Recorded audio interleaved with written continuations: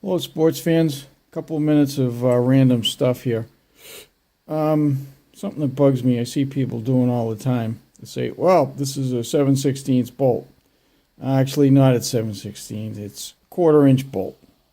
Okay. Yeah, 7/16 wrench works on the head. That's not how you size bolts. The size of the bolt is the diameter of the shank here.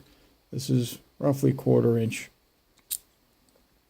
The grip length is this dimension here, under the head to the bottom, right there. That's your grip length. This is the size of the bolt. Those lines that you see here on the top of the bolt, that gives you bolt strength. You can look it up in books. If we can focus. That's got 3 lines on it. You can have 6 lines or whatever. But the more lines, the stronger the bolt. Pretty much what it comes down to. And if it's threaded all the way up, it's a cap screw. If it has an unthreaded area, that's a bolt. So what do we have here, kids? We have a quarter-inch bolt. Over here you got your metric. This is a, what size wrench? 10 millimeter wrench, but it's not a 10 millimeter bolt. It is a 6 millimeter bolt. Swap over to Metricchio here, give or take. 6 millimeters. It's a cap screw because it's threaded all the way up.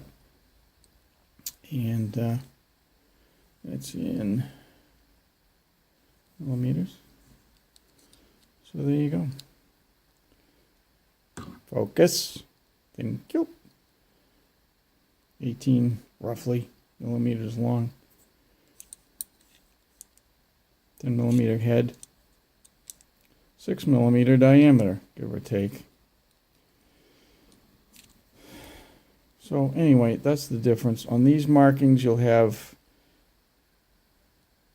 focus. Thank you. This is an 8.8 on the head of the bolt. Tells you the relative strength. It'll have a 9 or an 8. This is an 8.8, which you can't really read very well, but that way you know it's a metric bolt.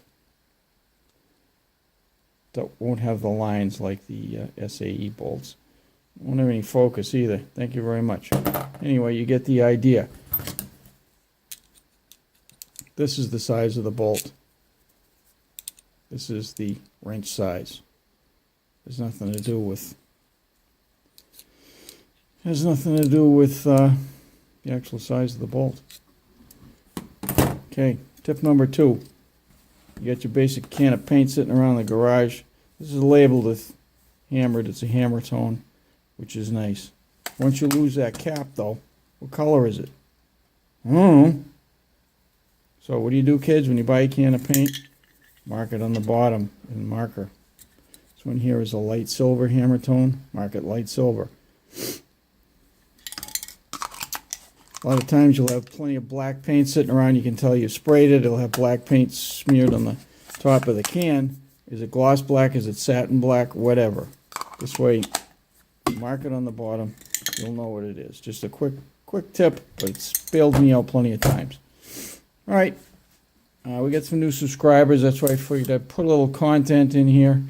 And thank you for tuning in. Go fix something.